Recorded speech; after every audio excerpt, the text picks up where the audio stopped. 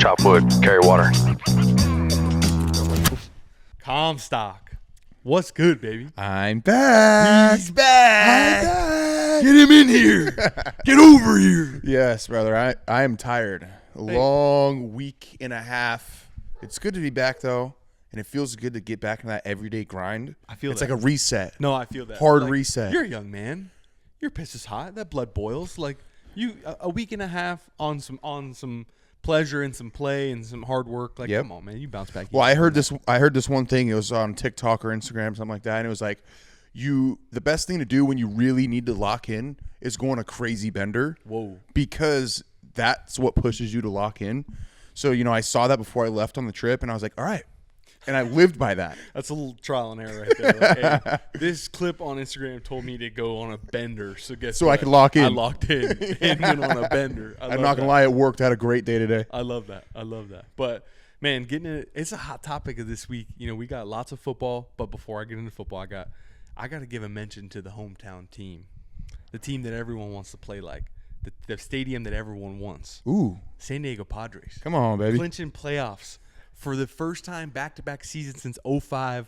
Wow, that's big. Can you give me what was little A Mitch? What was that like when they did that back in the day? What? Like, how excited were you? Bro, I mean, I've been a Padre fan since I played baseball. Yeah. I grew up with parents that worked in the construction business. They always bought their company buy season tickets. Nobody wants to go to them. What's up? I'm blessed. Yeah, sign me up. Go to them. But, they actually used to play in the Murph back then.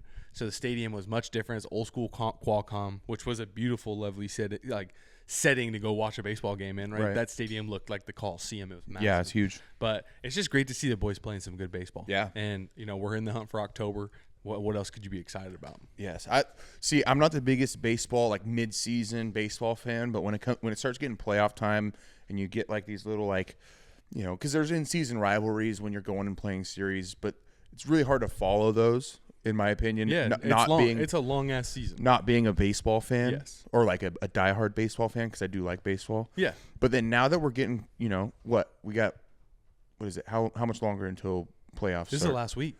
Okay, this is so the last playoffs week are starting season. then. So that's how much I've been following. Wild card weekends coming up. We got big time ball, in the big time showtime. It's ready to go. Yeah, so this is about the time that I start watching baseball. Yeah, and it's very fun. Let me take a pause real quick. What are you doing? Let me take your ass outside. Sorry, fellas. It's all good. That's what edit's for. Sorry, fellas. No worries. No, let's get into some football. But before we can get into the heavy slate, I need to talk a little bit about Pat McAfee on College Game Day. Yeah. All right. Obviously, he's electric. The kicking competition just gets better and better every week.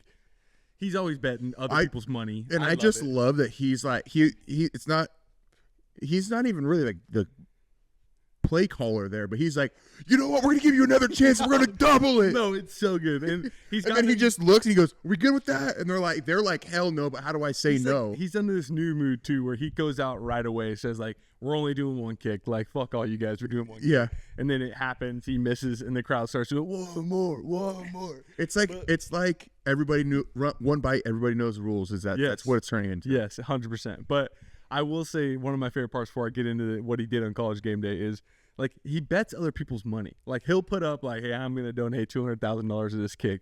And then all of a sudden he'll look at Kirk you in? Yep, you're in. $400,000. And he did it to another, Timothy Chalamet was on there. Yeah. He's like, Timothy, you want in on this? And does it so fast. All of a sudden it's a 12. Well, that's what I'm saying. It's not even $1 million kick on other people's money. Obviously he's he's the energy. He's there for that. He's hosting that segment. Yes. But like I said, he's not necessarily – he's just going for it. And he's saying – it would be like me being like, Aaron, we're buying wings and you're going to get half of them, but it's $100. 100%. And it's also yo, Pat, you have 7-minute window on this kick. This is your segment. Yeah. You have 7 minutes. He's jamming as much shit as he can into that 7-minute segment, and I love it. But the mental capacity to get that done, too, is unreal. He's on 12 all the time, and I respect him for it. But talking a little bit about his pick in Miami, it's hot. It's sweaty. The guy had to go get in his Speedo by going into the porta potty. Dude. During a commercial break. I'm going to riff off this porta potty. I was just in Nebraska. Dude, they're dirty. All they have for pissers out there is porta potties. And I'll just tell you this. My buddy had to take a shit in one. Tough. And when your face is this close to the door, Tough.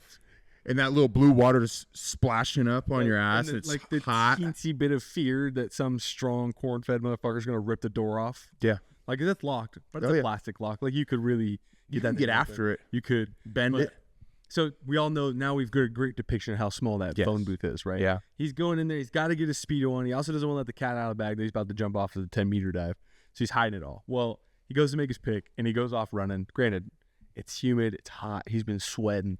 He's running over there and realizes when he put his Speedo on, he missed all of his junk. He didn't secure the package. He did not secure the package. He's got it. It's all out to the side. He's really about to go on national television, realizes while he's climbing up the ladder, out of breath, puts the unbuttons, takes his shirt off, puts his hand down his pants, and goes, He's like, I'm gonna be a felon. oh shit, like I'm about to show national television and all these people like what I'm working with, makes the fix. And like, dude, it's great TV. Yeah. Like that's just pure raw entertainment. Like everybody's having their laugh with it. Yeah. He goes in, gives a tribute to Lee Corso, does a taekwondo on a pencil off 10 meters. I Like, love it. you got to give an applaud to some dudes that just like really know how to rip the top off some things. Yeah. Have a good time. Bring energy.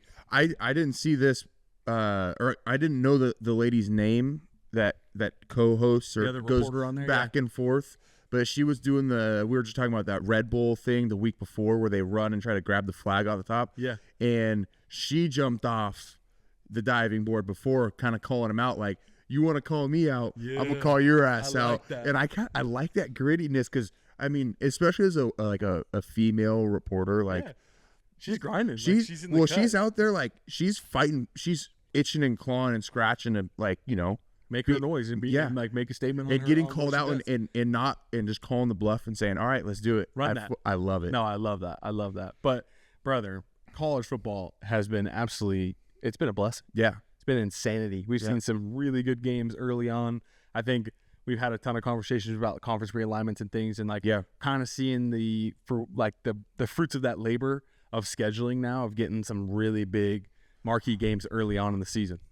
I'm like torn between it because it is interesting to see some of these games, but at the same time, it sucks. Like, I know this is old news, but like West Virginia Pitt is like a big rivalry game. Mm-hmm. They're not going to have that game until Give it to the 2029. ticket. So there is some drawbacks, but it also brings some pretty cool special games. It absolutely does. But realistically, I need to get this out before we get into the big boy ball. Day 3 finest. Whew. Nichols College, our Coast Guard Academy Bears played a game on Saturday. We can't skip not quoting D3 football finest. No. Get some.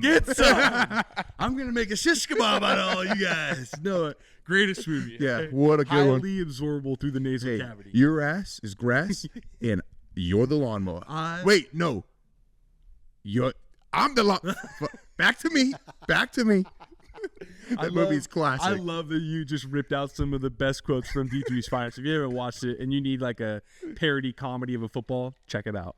But D3 football, Nichols College, Coast Guard Academy Bears, final score 92-60 Comstock. Hey, I didn't hear about that until you mentioned it just before we got on here. And 92-60. they scored 35 points in the first quarter. Brother, They scored 64 points in the first half. that's like me playing my little brother and like taking it easy, and then he gets up on me. I'm like, yo, I got to put 60 on him in the second quarter. I mean, that's like a I mean, excuse me, but it's like a WNBA basketball score. No, that's basketball scores. That's basketball. Unbelievable. But 152 points scored. Like, I'm looking, if I'm the offensive coordinator at Nichols College, I put 60 up, fellas. I put 60 up. Can you have my You back? couldn't have my back.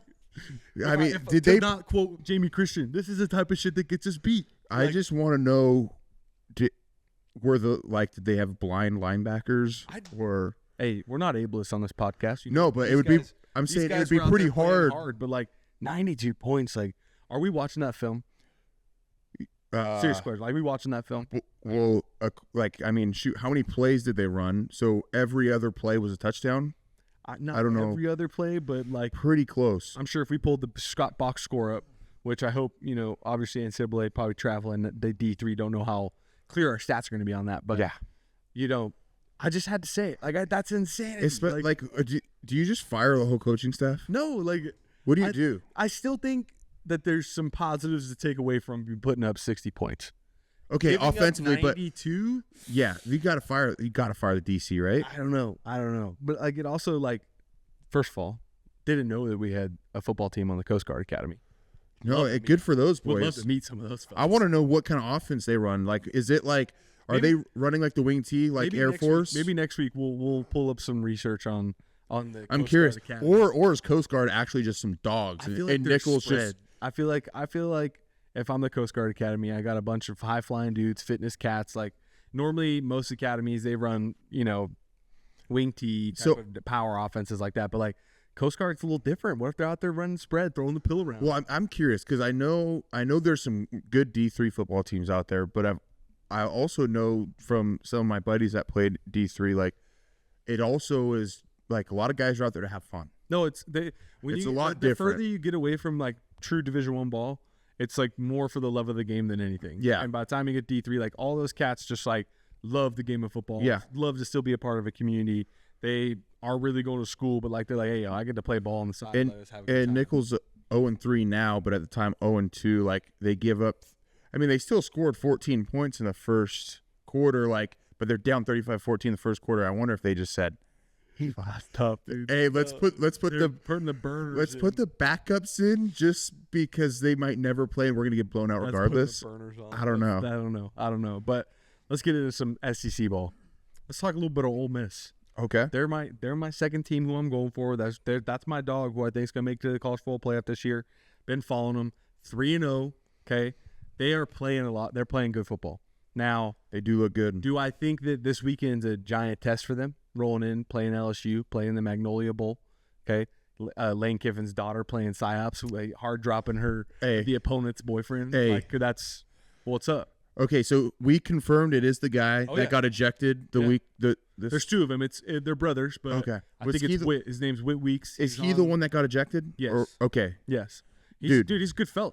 I'm not gonna He's lie. a hard-nosed football When player he that loves talked- the game of ball. When he talked about like, I grew up like loving like this game, LSU, like the gold out, all this stuff. He's talking about it, and he's like, I only get 12 opportunities to play in this game. Yep. I was like that is just Dude gets it. somebody loves ball. No, but like dude gets and for him to be a defensive guy and Lane Kiffin say bet the over, you want to talk about talking that shit. My daughter out here messing with one of the coldest middle linebackers in the SEC, probably going to be the defensive player of the year in the SEC. He does look good. Does look good, right? My daughter goes and plays a little psyop on me, put the hard launches. She's the one who's running that show. Dude, Let's not get it twisted. Is she? He ain't out here poking the bear. Or is she just trying to make her dad great because she knows he works good under pressure? Either way, I love the drama. Yeah. And I love the chirping from. This is like our own Love Island. Like, Yeah, no, how is my daughter gonna betray me? I love the chirping from Lane. Yeah. Take the over. I just want to know. I just want to know how. So clearly, she's been like dating him for Yeah, it's got to be some time. like at least a few months or hope so. something. Because it to just like rip like 3 weeks and being like, hey, that's crazy in today's day and age. No, but like you know what it is. I'm not fucking keen on the dating scene of the day and age, but like at the end of the day, I love the drama. I love. well, the look okay. of So it. here's where I'm going with this is, does he hang out with Lane Kiffin and are they just like trolling everybody? They're in football season. We don't know what it's about. Yeah. They might, Imagine clearly they both love football and they're at a high level of football. Yes. Imagine like, I don't know if you saw on there's something blowing up on TikTok right now. Like this girl wanted a rock from Anthropology from her mom. So her mom, I don't know if this is true or not. I'm not a TikToker. So Bought her a rock, and I don't know if they're making a joke and messing with the dad, or there's actually a $200 Anthropology rock. But the dad and the husband of this girl are like losing their mind, and they go and they like get a rock, and they're like, "There's no way it's $200." Imagine like how fun it would be, Lane Kiffin and this guy who, if they get married, like son-in-law, the football conversations, the vibes, maybe the getting a little too drunk and having some crazy that sounds insane. You never know. We like it. But moving on, talking a little bit about the Bussin' Bowl. You were in attendance. I was there. Tell me about the atmosphere. It's a big game. Okay. Like, we've really got a lot of media that's hyped it up to. Two big-time former NFL guys have run a good podcast. They got a lot of hype into it. They built a game out of it. But you were there. You were in a seat. Tell me about it a little bit. I was like, I was curious because I know that their stadium's big. I know, like, you know, some of those. It's a good stadium. It's a big It's stadium. loud. Like, it is loud. When the Big Red gets going, it's definitely a feat to play in. And it was cool. Everything there's really nice. Like on campus, the buildings, like the brick buildings, the stadiums. I mean, you walk in and there's like a huge arch, and the ceilings are like 200 feet high. Like that was really cool. The fans were cool. Everybody, you know, obviously we were wearing neutral. I was just wearing like neutral colors. Good old people there, though. Everybody was fun, but they got rocking for a while. And it was really loud. They did like a Cornhuskers back and forth thing. That was loud. And then they buzzed us with some F-15s or something. Nice. So that was sweet. Nice. But yeah, it was really fun. I mean, I wish that they took the lead at some point. I don't think they ever had a lead. They never really had a lead, but they were in that game. They were, but it finishes 30-27. You could really good game. You could feel in the stadium that they were always chasing. They were always just behind, and I wanted them to like take the lead for a little bit and like feel the energy of like, okay, here we go, we got it. Because it's like every time we were getting to that point, it's like, oh my gosh, we can't move the ball downfield or this or that. So didn't convert a third down. There was a few times though where, you know, big play happened, and I'm sitting there. I'm not even like looking at the play. I'm sitting there looking at the stadium like, wow, this is cool. No, I remember playing there. Like that Jumbotron's massive. When you're playing, it feels like it's on top of you. Well, I was like 5 rows from touching it, so I turn around and it's like, holy massive. Shit. No, yes. But something I want to highlight about it is I love the Bussin' Bowl. I love the thing that the Bussin' Boys did by taking their two alma maters, turning it into getting both those coaching staffs to buy in, created a little trophy out of it, and then they put a little parlay side bet on. Okay, they went for the Baldy. All facial hair except for the wild. Eyebrows, which I'm like both those dudes, like they got lots of hair. Like I've heard, like, being in the Fresno State locker room, tons of guys would be like, race for the Baldy, or this for the Baldy, or that for the Baldy. I never once saw the Baldy actually. I've seen it one time in person. I have, from a locker room bet. And was it like legit? Oh yeah, I like that. Yeah, no, it was proper, and they held up to it. But another part of it was that they were talking about forfeiting a 1997 championship, something like that, whatever. Okay? Yeah, that's hilarious. Or claiming it. And then the last part was the Bussin' with the Boys Foundation was going to donate to the winning team's NIL collective. I like that because it gives buy-in from the team now. Like, hey, we win this shit. Like, we're getting paid. Like directly getting paid. No, like we don't like that, but we like that. Like, we know it's out there. I don't care. I played college football, and I would love that if I was in college football. In today's day and age, let's go. You know what I mean? So I like that. I think I'd like to see more kind of, maybe not guys that are in the NFL, but kind of just out of it. You don't have to have a platform, right? You guys are big enough to make it to the NFL.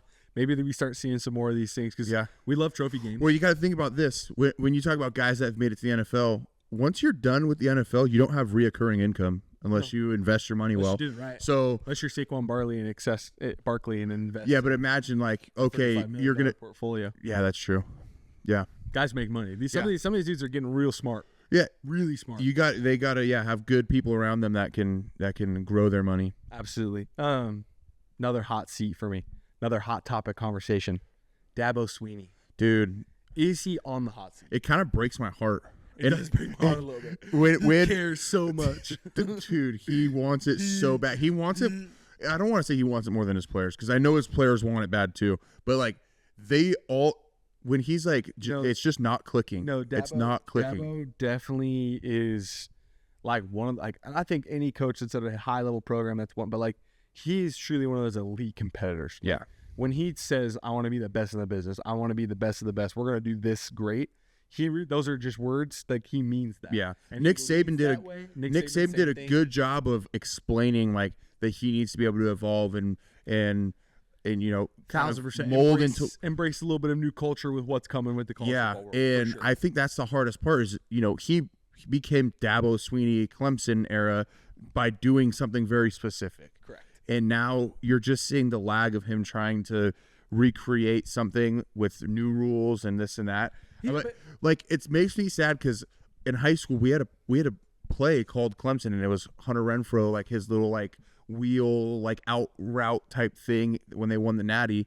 And that's the way I think of Clemson. And seeing them lose, they definitely are still that. Like, yeah, they've lost a couple games. But they've lost. Are they 1-3 right now, or 1-2 or something? There's something like that. But 1-2. Watching, let's see who just beat them last. I gotta look this up because Clemson. I think it was Syracuse got after him though. I mean, Syracuse was ranked and said that they were coming for that smoke. Yeah, they're good, but their coach literally made that team run after a win a couple weeks ago. Yeah, no, for sure. And they're on kind of a head. That coach, the Syracuse team is real. Let's get and that coach. I don't know what the quote was. I might be screwing this up, but he said something like, "Oh yeah, coaches want to poach my players." Like, and he's like, "I'm gonna come find them." No. Yeah, and then he goes, "My wife's a baddie." No. He's like, "You think I haven't been dealing with this shit my whole life?" I thought that was hilarious. Hardball. Oh my Hardball God. quote. So I'm not saying that they are losing to bad teams, but it's just weird to see like the Clemson that I know lose to Syracuse, lose to Georgia Tech. But both those teams are like legit this year. Yeah. Like, so let's just like cut it out where it's at. He goes on a freaking 7-game win streak next. All of a sudden they're 7-3.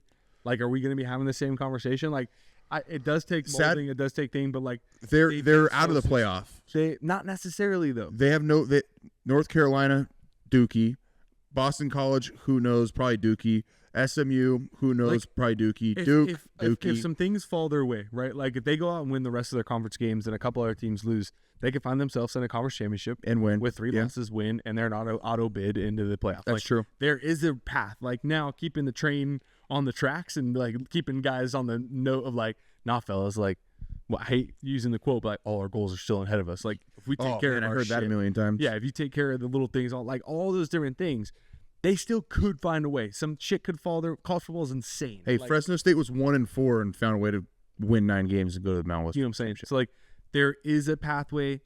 All they got to do is get themselves to get on track and win. I'm interested to see how it goes. Okay. Go ahead. No, you can go ahead. I like where you're going with this. 2 ranked Big Ten teams. Yeah. We got Indiana versus Illinois, okay? Indiana spanked that ass 63-10. Is this a good thing or a bad thing for the Big Ten? You got early ranked teams, but your lower ranked team within the top 25 beat the shit out of Illinois 63-10. Yeah, I mean, could it just be an outlier game? I don't know. That's in conference though. Like, and it's no, I'm saying could it be one of those things where, like, an outlier game, as in, it just happened? Like, I mean, it is called the game of football for a reason. Yeah, shit I think like, sometimes shit like, just happens. Tough though. Like that's bad. 63 points. Like we're talking D3 scores. I was going to say, what are we? Coast Guard? We Coast Guard Nichols? I mean, Nichols College. We're putting up 60. Like you don't know, right? But like I go on to look at I agree that definitely raises some red flags. Little red flags for me. But it's the same way. It's the same. This sounds just like the Pac-12.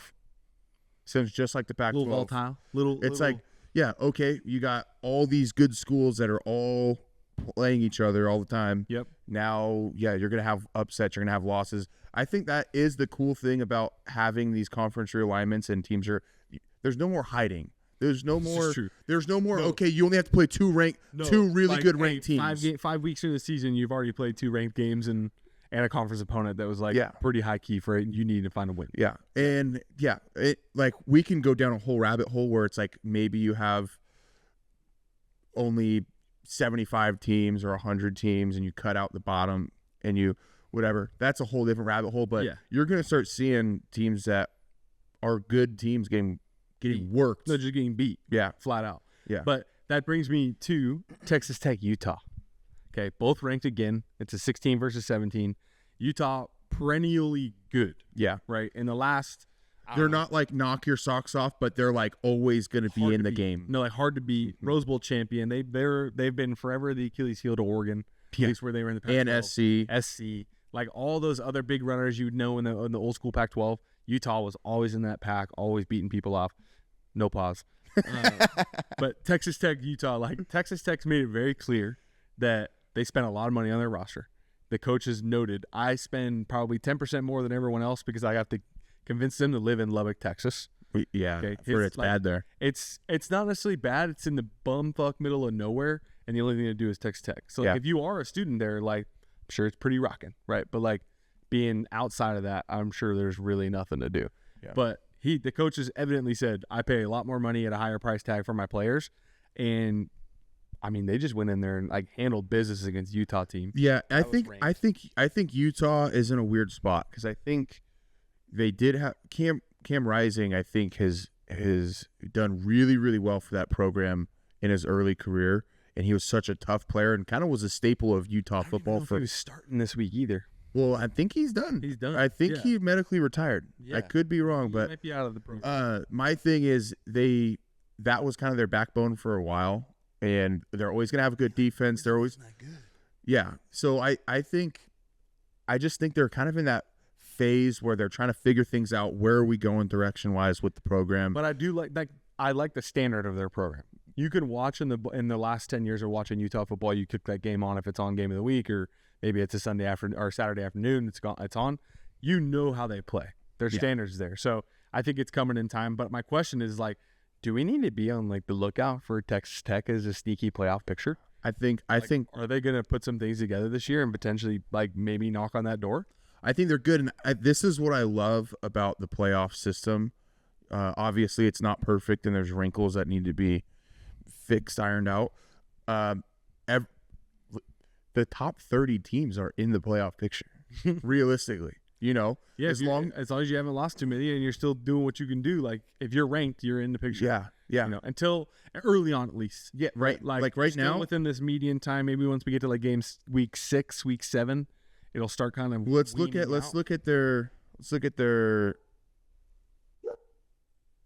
their schedule real quick. Who? Texas Tech.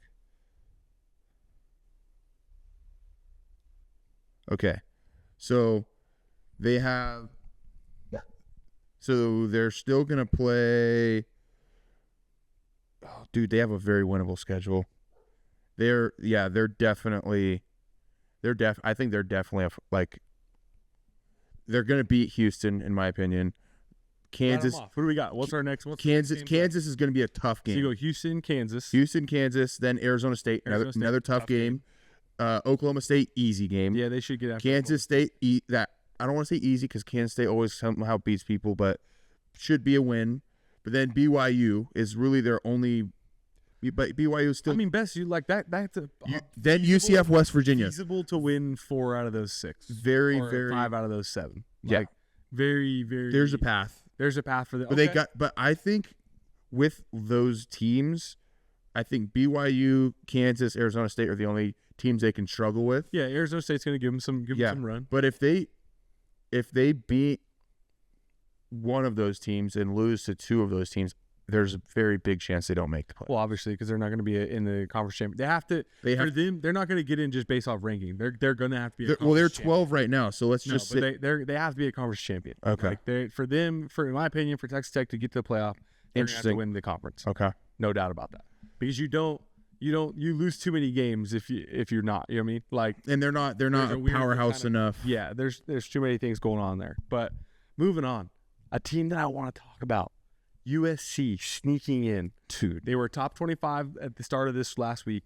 Won a great game. I put a good ball game against the Michigan State team. Yep. Okay. And then now they're sitting at, I think it was 24 or 23. They're at 21. 21. Sorry, They're at 21. they're sitting at 21.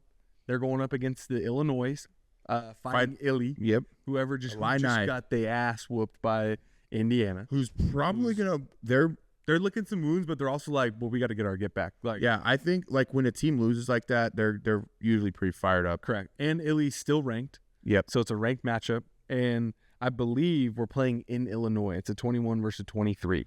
Okay, here's my thing though with SC. They haven't played nobody.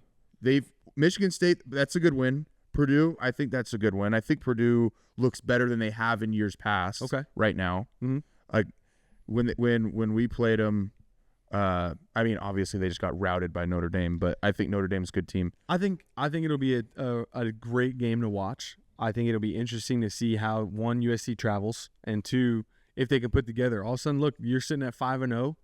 going into a bye Okay, week probably psych. coming soon. Psych. Purdue looks like they still suck because I just looked at their schedule and they don't look that good. Yeah. And then, so SC goes against Illinois, then Michigan, then Notre Dame, then Nebraska. That's a tough. That's a gauntlet. Michigan, Notre Dame. I mean, those are one. I hope that they win because I want those to be a barn burner. Like I want to watch an old school like USC Notre Dame matchup where Same. actually means something. Like that'll get to like the old school feeling vibes back, and I would love to see that. I didn't even know, like growing up, it wasn't even like they played them. I think like 2 or 3 times. Yeah, not a bunch. It just was like but they're just rival traditions. It used to be an schools. iconic thing back in the day, I think, where it used to be a big game. Ago. Yeah, because back in then they were like their first traditional like team, so there were a lot of people playing. So yeah. But yeah, they're gonna USC's gonna be in a gauntlet, and they're gonna have to find a way to like edge out some tough games there. But before we get into looking ahead at the next week's slate, because week 5, boy, do we got some games. Yeah. We'll talk a little about the Dogs game. Okay. 1-0 in conference, tough battle on the island, right? You and I both know from experience. It's not the best trip. It's not the best. It's not the easiest. It's not the worst. At the end of the day, I think we overhype it. Mm-hmm. It's just a fucking another football game. Yeah. We have to fly 6 hours to go play it. Teams in the Big Ten fly much further and much longer on a regular basis. But there is some gravitas to it. There's a little bit of a feel to it. And the time zone change is all weird. those things, right? All those things. But I will say it's tough to go 1-0 in conference. Okay, you can't win them all unless you win the first straight up. What do you think about the Dogs? Okay, so here's my thing. I said this a few weeks ago. I said it before the Oregon State game, and then it kind of came true. It's come true in the last 2 weeks. I don't care. We went and lost to Kansas. We have to be competitive in every game. Mm-hmm. And if we're playing a lesser opponent, we need to blow them out. But there's also a caveat to that of I don't care how we win the game as long as we win the game. Correct. And we have been winning games that are very suspect. They okay? They are suspect. Definitely suspect as hell. Like, I think you got a great little taste of the poison today of like against Hawaii. Like, they stopped our run. Yeah. We didn't run the raw. But when we've been hanging our cap on being a running team, and then they stopped our run, and it made us go like, oh, wait. Like, what do we do? In the Mountain West, like, you can't just run down people's throats all day because we'll just add an extra guy in the box and make you throw it. Yeah. And I mean, I was in Nebraska, so it was like 1 or something in the morning. I watched a bit of it. The game did not kick off until 9 p.m. here. I was so exhausted, too, from the whole day. I didn't catch the whole game, but I rewatched it.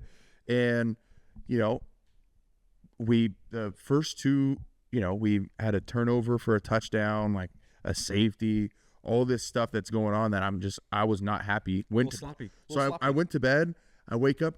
There are positives. Defense with 2 pick six, that's huge. Did they bail us? Pick 6 to win the game, to seal it. Yeah. Like, that's a big. The second pick 6 to seal a game, Yes. which huge. I love that. That's great that our defense is able to do that. But if we take those 2 plays away, we could be 1 and 3. Yeah, no. Or 1 and 3. And we can get down the rabbit hole of our own demise. But so at the end of the day, my big takeaway, I don't care what it looks like.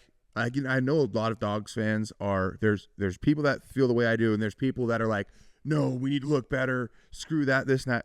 Right now, I don't care. It's a first-year head coach with a new team. This in the right category. Just yes. Okay. That's what and the more we can win, the better. I'm going to explain football right now. Okay, if the offense can go out there and score more points than our defense gives up, we're going to win. Listen, fellas. We'll win this game. Kalen DeBoer. If offense scores more points than them and the defense does not let them score, we will win. We will win, fellas. Hey, Kalen DeBoer. Shout out to the Alabama head football coach. But, Kami, looking ahead, great recap on what last week. I think it tells the story of what college football. It's erratic. It's crazy. It's energy bringing. Let's look at week 5. Let's do some pick'ems. Okay. I picked some top games for us. 1 sentence or less. I need to know who you're taking. Yes. Let's do it for you. All right. Number 8, Florida State versus Virginia at Virginia. Okay, see, one of my old teammates, he's playing at Virginia. I do think they're good, but I'm liking the Florida State vibe right now. I'm going with them. I like that. I'm going Florida State as well at number 8. I think that they got a little mojo back to them. Oh yeah, they took and I like. I want to go. I've always said this. I want to go to a game at all the stadiums when they're playing well, and I think Florida State is starting to get that groove back. I like that. Number 24 TCU versus Arizona State in Tempe.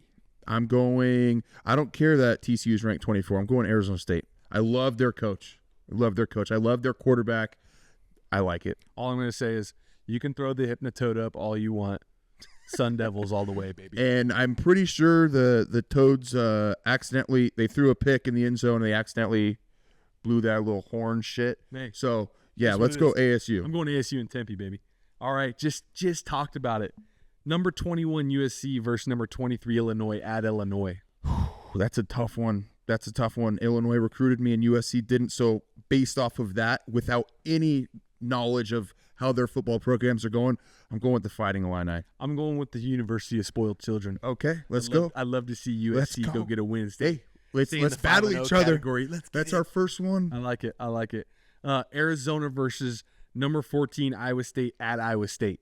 Okay, Arizona just beat Kansas State the other week, and then I think they're looking good, but I think Iowa State is. I don't know. I have a feeling. I was just in Iowa as well. Sentence. This is a run-on sentence. This one's stumping me here. Screw it. I'm just gonna go with Iowa State. Like that. Arizona all the way. I've been watching Arizona play. I think they're good ball players. Utah State versus number 18 Vanderbilt in Vandy. I'm not a big Diego Pavia fan. He has swag. He has aura. He's bringing Vanderbilt to something that's unbelievable. I still hate the guy though. But I'm just saying, I don't know what it is. Has a lot of these things that I like about him, but I don't know why. It's just like I don't know. But no, I'm going Vanderbilt. Let's go. I'm going Utah State. Wow. Little Mountain West Conference connection there, baby. I want to see in the final year of the Mountain West. I'd love to knock off Giants. I'd love to see just some slayers. All right. Auburn versus number 9 Texas A&M at Texas A&M. 12th man's gonna be going strong. I think I gotta go Texas A&M here. I'm going Texas A&M all day, all day, especially after an Auburn loss. Now here's one that kind of excites me, gives me butterflies in my stomach.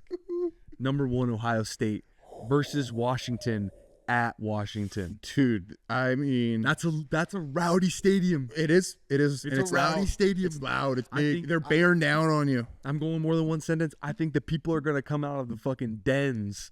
I think it's going to be rattling. I think the stadium. There's going to be yachts. Shaking. They're going to be yacht gating. I think they're going to be showing like, yeah, we're Washington. We got money. Check my yacht out in the water. What we drink here is good. And today I like it. Go Ohio State to break their hearts. Let's go. I love that. Now again, the Magnolia Bowl, number 4 LSU versus number 13 Ole Miss at the Grove. I'm sorry. I'm taking LSU. Suck that tag. Bitch. Okay, I can appreciate that.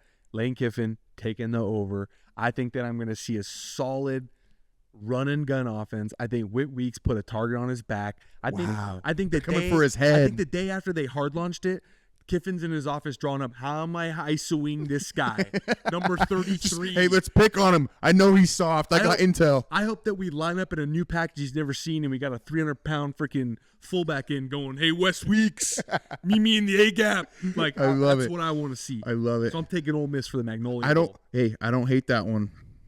Now, we've had some heaters, but I really feel like I'm getting into some heaters now. We got 3 more to go. Okay. Lock in one sentence or less. Number 6 Oregon versus Penn State at Penn State. We are Penn State. No. All day.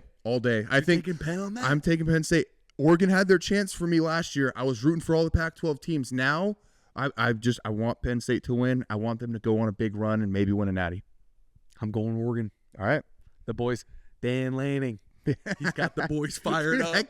That guy's the most swaggy, non-swag guy I've ever met. His name fires me up. Dan Lanning. Sounds like he's the hardest hitting linebacker in the league. Hell yeah. Okay.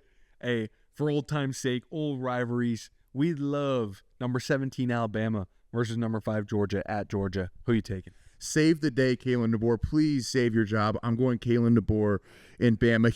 It's a win or you get canned.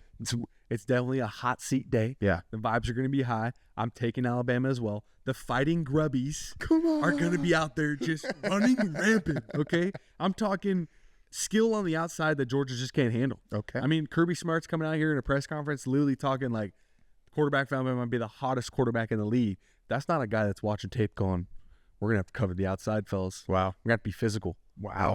Kalen DeBoer in Alabama all the way. I love that. Final one of the week. Most important one of the week, in my opinion. Dogs versus the bye week. Come on. Who wins it? Dude, we have to win the bye week. We talk about that every single time, every year. Win the bye week. This is where you get better. The bye week is where culture really gets built. Okay, I hope the boys got off the plane. Long flight. They probably got that Sunday off. Yep. Okay, hopefully they're doing things right around that program. I know Andy Ward always dials them up. Hope they had a little practice on Monday, and then I hope they got into some beers. I hope they got I hope that they're getting into some good beers, some good people having a good time. Boys, come maybe on. Maybe barbecuing a little bit. Hey, let's cook some meat. Let's feel good about it. Okay? Get shitty. Look, you have to drink together. You have to have a good time together. If the boys are going to go on and continue winning, they need to do these. And here's the thing. We get 2 of those this year. So it might be hit like a double jump like Mario. Ooh. Little power. Little level up. Yeah. Level that. Well, Comstock, that's the slate for week 5. I like it. Let's get into some NFL ball. Okay. I know. Take a little deep breath. Let's take a little chat. Have a little talk about NFL football. Blocked field goals ran the table for week 3. Talk about mayhem. That was like out of left field. No, like I feel like we've low-key been speaking it into existence on this podcast. Like we've been talking about specialists. We've been talking about guys not doing their 111. Guys, special teams dudes just having a fuck-ups. And then all of a sudden, we get like 9 blocked field goals in the NFL. Yeah. Okay. Most notably. Is that just like putting the pressure? Do you think like guys are hearing people talk about like their job is like for me it started with a special teams thing. Started with Oregon State, and it's just like trickled and it's continued and continued. We've kind of been talking about it. I think it's been a topic in the media for a while, and that's one of the most pressure things. Oh, it's already pressure. It's all pressure. It's already high stakes. Special teams is all don't fuck up. Now, you don't want to be like, yo, I'm listening to these fucking outside noise, these podcasters, these talking heads, these people. Like, hopefully you're listening. Hey, that'd be lit. Like, that'd be lit. But also, guys are in the league. They're dialed up. I think it's just, I heard someone take a take. It's destiny. It's destiny, but I've heard it take like a big fella like Jordan Davis and Jalen Carter. Like, they got one under their belt this early in the season. Like, now they know, like, wait, I have to strain like that much 3 more seconds. Like, I got one more play in the tank. I strain 3 more seconds, and I get my hand about like, dude, I'd be able to stack up blocks. I mean, we talk about it. We talked about it all the time in our special teams meeting. You can tell a lot about a football team how they play special teams by how their field goal, their PAT block is. Correct. Not necessarily just field goal block, because PAT. You just got scored on. How are you going to respond to getting scored on? Yes. Are you sitting there, hands on hips, shaking your head, or are you trying to steal a point? Yes, but I need you. Here's my question. I want to note this. I want you to spot the difference between a runaway freight train and Jordan Davis. Jordan Davis at 6'6", 336. Top speed 18 miles per hour. That's scary. I'm hitting one of those, like you ever seen like the bullfighting with the red? Yeah, with the matadors. No, yeah, like I'm out of there. Bro, sorry. He was moving. Especially if I'm in the NFL and it's like I have a career. We talked about this, Pat Surtain, like he's not paid to tackle people. Yeah, I'm not getting in front of that. Well, like he didn't necessarily have to scoop and score it either, but it was so clean. Like they had like the block kick. Like, you're right. No, like, right, they blocked the kick, game over. Yeah. But he was like, he kept running it. Give me that. Okay. But like, bro, almost 19 miles per hour at 340 pounds. Insane. Like it says 336 on roster. We all know pads. Like that's probably a 348-pound human being. Huge. Running that fast. Huge. The ground was trembling. Like the stadium was shaking. Insane work. Okay, I'm gonna go on a weave here because we're talking about he had no business running that back. Just fall on it. Every coach is like, fall on it. Hey, pickup though. Yes. Clean pickup. Montgomery running that tutty instead of getting down. Guess what? My boy Frank Delana and I are in a fantasy team, playing to get each other in fantasy. I have a 1% chance to win because I have Lamar at quarterback and he has Derrick Henry, and I'm losing by less than a point. I'm losing by like 0.6. When I saw Montgomery score that touchdown, I just said, "Holy shit! I just won my fantasy game." See, I'm glad you brought that up because I wanted to take a beat and say like fantasy football just fucking grinds my gears, bro. Like, grinds my gears. I was sitting there thinking like, how did I lose this game by 0.45, whatever it was, bro, points? Less than a point. You start asking yourself. I'm pissed. I'm the fucking GM. I'm like, I'm not putting my players in a position to be competitive. I'm literally like, get the stop. And they don't get a stop. But then I see them run for this beautiful touchdown. And I'm like, don't get down. I see Jared Goff going, get down. I was Go like, get "Let's yours." go." I text the group chat, which was the best feeling, texting the group chat and saying like, haha, No, I win. Tuesdays might be my favorite day because I get like I have a sleeper app and we have the ESPN. Okay. So on the ESPN side, they don't give game recaps. So our commissioner, shout out, it's a family league. Shout out my cousin. There we go. He goes on ChatGPT and puts all our scores in, and he spits out like a weekly recap for us. I like that. So it's that's a team player right there. That's a vibes guy. It's been good, but fantasy. I can't even get into it because it's just gonna make me sad. It's either the highest or highs or the lowest lows. Either way, because for me, there's two different things. Either you're in a bunch of leagues like I am. I'm in 5 leagues right now. Or no, excuse me, I'm in 4 leagues right now. I'm in 4. That's a lot. That's a lot. One of them, I'm number 1. One of them, I'm dead last. The other 2, middle of the pack. So what do? One group chat, I'm talking shit. Other group chat, I'm getting shit on. I wouldn't want to be in that many because highs of high, lows of low. Yeah, that's. Then you talk about like one week you can be the highest scoring team and you're trying to talk that shit. The next week you're the lowest scoring team. It is so hard. Fantasy is truly a week by week installation. But I want to talk a little bit about NFL. I ain't got too much for you today. Bad losses. I got 3 bad losses from the weekend in the NFL. Browns over Packers. Okay. The only reason I think this is a bad loss is because I watched some highlights from the game, and there were some instances where the Packers, like their star wide receiver rookie, caught a whatever route, a little out route, maybe not an out, a little longer than that, maybe a post towards the sideline, caught it at about the numbers, thought he was going to go out of bounds. If he just ran straight, he scores a touchdown. Nah. And he ran out of bounds, and then they end up losing. That's the thing about having a rookie as a really. No, everyone was saying like, oh, it looked like he was like thinking he was going to be out of bounds, and I'm like, my dog ran 6 steps before he ran out of bounds. Like no, I feel that. Here's my thing though. Myles Garrett is absolutely unbelievable. I saw a breakdown. He's nasty. I saw a breakdown on it. They had to triple team him. He's nasty. When you have a guy like that, like they talked about, like J.J. Watt back in the day, he's better than J.J. Watt. Yeah, and he's leaps and bounds ahead. So here's my point. We had a quarterback coach, Danny Langsdorff, who was with the Giants. I forget what year, but we asked him who was the hardest player to play against, or who was the most problems, and he goes, "Dude, it was T.J. Watt." He's like, he can take over an entire game and just win the game solely because you can't throw the ball and you can't run the ball. So what do you do? How do you create points? Kick field goals. Think about now Myles Garrett and what he can do. They showed him getting off the ball. One, he beat the tackle, the tight end, and the running back off the ball, which is insane. He beat 3 people on the go. And then they're showing him doing like a outside. He like makes an outside step and then rips inside, and he gains like 5 yards in about 0.3 seconds. Yeah, that to me, yes, it's a bad loss, but it's also bad loss for the Packers. It's also one light for the Browns. It's also one where it could have just been matchup. They didn't.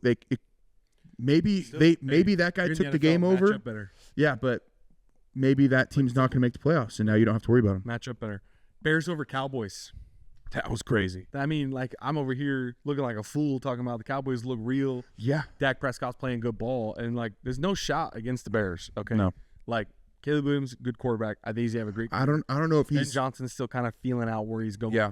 But like, I'm not sold on the Caleb Williams yet. Ben okay. Johnson, I like him. You can not be sold on him. It's Yeah. all right. Like, the kid's a hooper, straight up. I think he misses too many throws, in my opinion. I think yes, he definitely misses. He throws. like wide open throws. I like where his head's at though. I think he's a good player.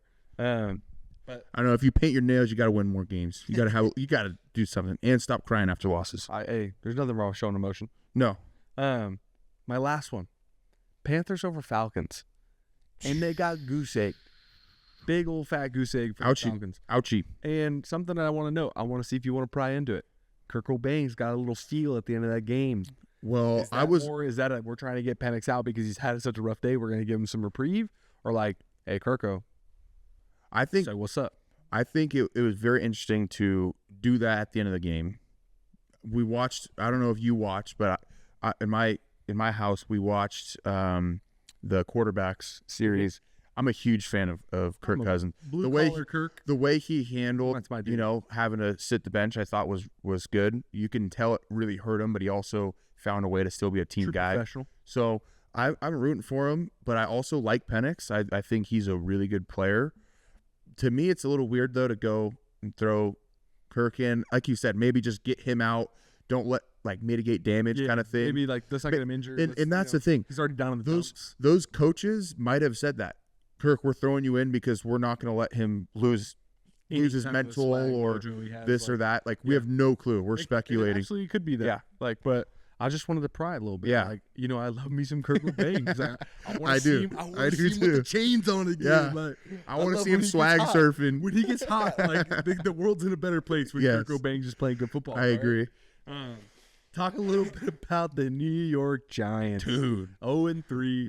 Russell Wilson is throwing the ball into the tunnel, throwing it at the fucking goalposts on fourth downs. Dude, what's just shitting the bed. I mean, we just talked about this. We just had this hypothetical, like, at what week did they pull him? Now. And like I said, I was like, I don't know. I'm not a quarterback coach. I don't know. Neither. But I had a take, but I don't remember what the take was. It was probably stupid. All my take is put Jackson Dart in the game. I'm the kind of guy that always says I want my rookie quarterbacks to sit a year under a good quarterback and learn the ropes.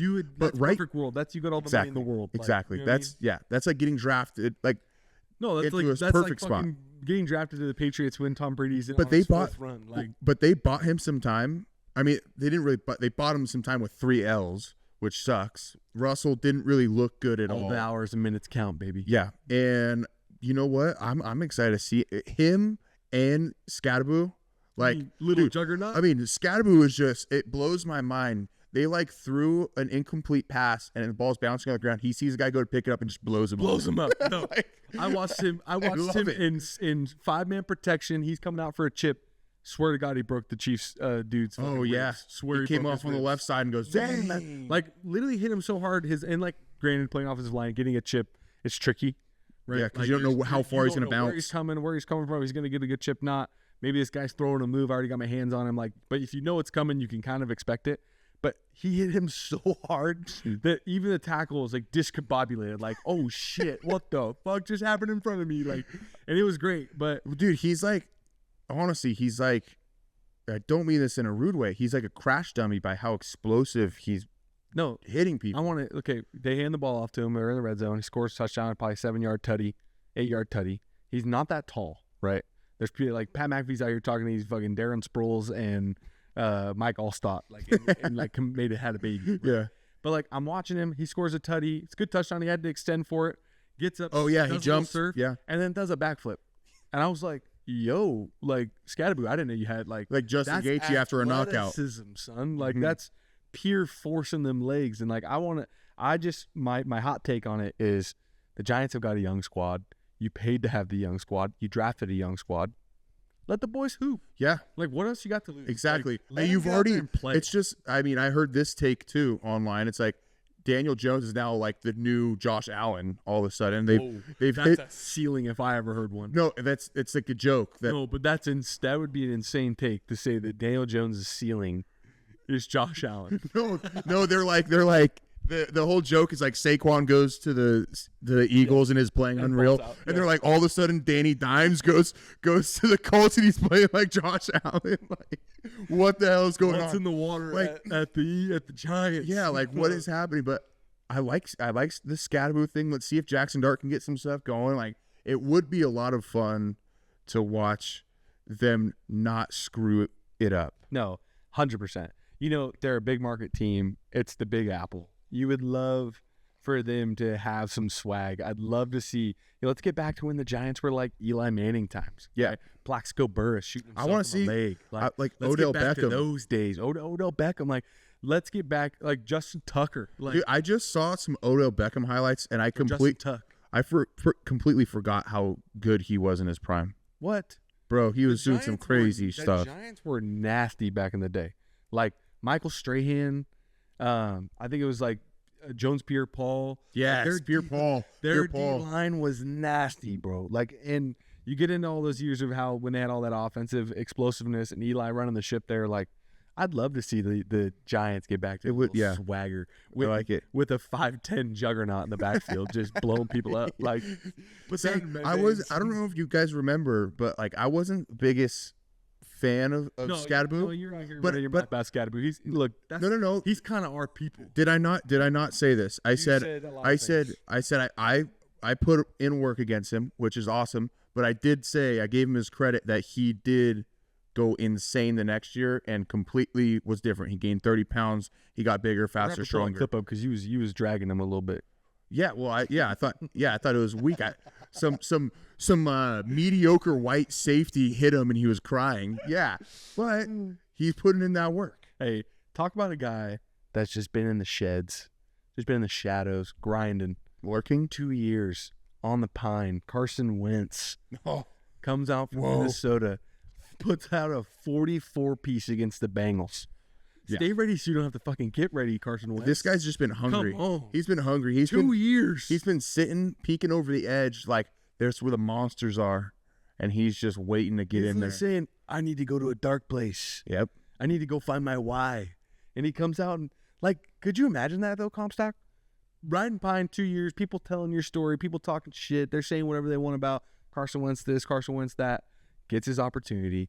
Obviously, it's battle of the backups. You know, we're going against another backup. I want to know. Play your best ball when your time is your chance. Well, I want to know if he just hasn't been performing in like, you know, their practices and whatnot, like preseason, all that stuff. To go into it, because it's like he looked dialed. But it also could be another situation of like, he's a backup quarterback in the NFL. We have a good backup. Our guy went down. He's up. Next man up. And he came out and went nutty. No, my thing is, like, I wonder how, like, J.J. McCarthy beat him out. Is it just purely I off think of... they wanted J.J. McCarthy to be the quarterback. Yeah, like, and I think it's, like, almost like a Jameson situation where, like, yeah, look, Carson, you've played, like, J.J.'s our guy, but, like, we need a really solid number two, and we need a guy who's been around the league that's going to help be bought into our situation, and now he's getting his chance. And you see, that's, like, the thing that's so hard for me, because I agree. Like, let's say that Carson Wentz is right here and JJ McCarthy is like right here, and they're like, you know what, we're going with JJ because he has more upside. You know, he's going to be our guy. We just got him. Like, we're going to go with him. But what if the threshold to actually win the games is like right here, and you would actually be winning more games with, like, where does the it's so hard. You don't know that though. Like, that's the beauty of the game. Is it like, yes, there becomes a stats go out the window, and it comes down to like who's a gamer and who's not. Like who fucking wants it, who wants it. And I feel like Carson Wentz has like done that multiple times. 100%. Same thing. I'm gonna jump on over to the Bucks. Baker Magic, 2 weeks in a row, the man is locked in. You've seen him on the sideline. He's doing breath work. He's doing meditation. He's visualizing himself going down and winning games. And he's done it 2 weeks in a row. I loved when, like, everybody was like, the Browns curse, and he's never gonna. No, they act like he like was one of the worst quarterbacks ever and has this comeback. Like, no, he just like got out of the Browns organization. Yeah, and went and found a team. But it's crazy because he's bounced around so many places, and I've always, when he was at Oklahoma and he like had his little speech about the flag. Well, that too. When he grabbed his nuts at Kansas. I mean, he's done a lot of. Shook his hand. He's done. Should have shook his hand. Shook his hand. Shake the man's hand. Shake that man's hand. But like, I've always thought he has like that intangible. He has the it factor. I'm not surprised. He's a gamer. I'm not surprised. I love the way that he plays the game of football. It makes me it makes my, like, what is it? What was it? 2017 when they lost to Georgia or whatever it was. Like, I was actually genuinely sad. Upset for him. I was very sad. I felt like a piece of my my college football. Like, I thought it was all gonna line up. Yeah. And now, like, watching him ball out, it's just fun. Like, I enjoy it. I love watching good football players. I think that he's a dude that plays the game how it's supposed to be played. With passion. With passion, with energy. Fiery. I also love that he's a quarterback and he always gets to go give it. Like, he wants the ball in his hand. He wants to go make the play. He wants to throw the good pass. I'm sad though because one of his weapons, Mike Evans, who is one of my key fantasy players, is out. Yes, he is. For a couple weeks, we'll see how they charge. Young rookie, really picking up some slack for him. Okay, I don't want to butcher his name. Egbuka. Emeka Egbuka. Yeah. He's a nasty wide receiver. That one-hander. There was one that he one-handed or like caught, bobbled, regained possession, They reviewed it a bunch, and I think they called him out. It was still nasty. He was in, bro. I watched it, and I was like, that is a catch. Like, if I'm a ref, I'm calling that a catch. It's a beautiful catch. They have an insane receiver core. I feel like they do. Not like insane, but like they have a solid receiving core, and it's like allowing Baker to really throw that rock. Obviously, they picked up a rookie in the running back room. Like, there's some things moving in the right direction. They're playing ball the right way.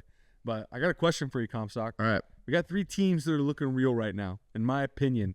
You got the Bills. Yes. You got the Colts with DJ, who are just looking nicey.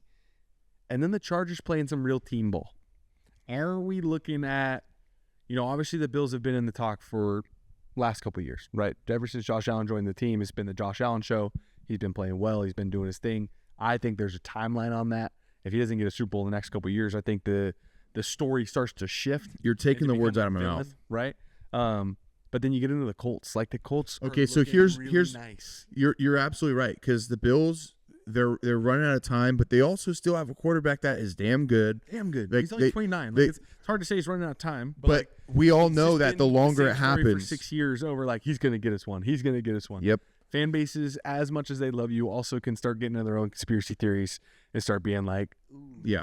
But I hope that they can at least make a Super Bowl or something. This is not me saying that I hope that they have a demise. I would love to see Josh Allen make it to the big game. I think he puts a show on. My uncle is like one of the biggest Bills fans. He used to buy me Bills gear when I was like 4 years old. I'd wear the little plastic helmet. Love that. Yeah. So Bills, Colts, Chargers. Okay, so Colts, I think here's the thing with Colts. The Colts, you got to be happy. I mean, it's still very early on. It's very early. They can offensively. They're firing. Playing good. They're running back. He's back. Everybody, like last couple of years, probably 2-3 years ago, he was the talk of the town. Jonathan Taylor was the dude that you wanted to draft fantasy. He was the one who was scoring points. He kind of got injured, kind of lost a little bit of hype. The man is back. Yeah, like nobody's not many people talking about. He's hooping. I'm just curious. Like, is this like a Lions like 2 years ago where like they're gonna make a good run, get to playoffs, all this stuff? Or is it just gonna fizzle out and they just barely missed it? I don't know.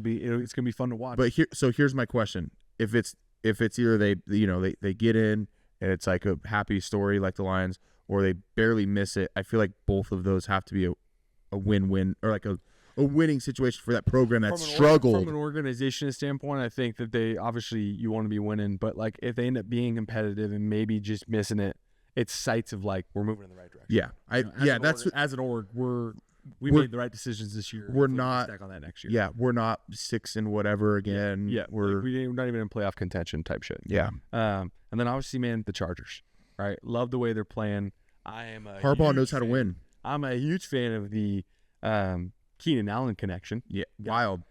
I was a ball knower. I saw Keenan Allen on my fantasy late in the game and said, Justin Herbert hasn't really had anyone to throw the ball to. Hasn't really had anyone to throw the ball to in the last couple of years. I mean, Lad McConkey, he's a dude, right? But like, I'm talking a proven dude gets in the red zone, like almost a Mike Evans type. Like, right. We're in the red zone. I'm finding Mike. Like, I think now Justin Herbert has that, like, where's Keenan? Like, if I can find him on the field in a one-on-one situation, he's going to win. So. Okay, so I think you're right, and I think he is a big piece of kind of the success that you're seeing. Like, maybe the drive doesn't stall out because we have Keenan and we can go to him, but we also have Ladd, so there's a couple more options. More options. It makes more problems for the defense, which is where I think they've been struggling and stalling out previously due to people not being able to secure the ball, catch the ball. Keenan Allen's not going to have that many more years. Well, this is it. This was a chess move? One and done? No, like maybe two, but like I think this was a proper, like, Harbaugh was in there having a call with him, like that. Well, that's exactly we are pressing for it to be this year. That's where I'm going with it. I think it's they're making their push to go.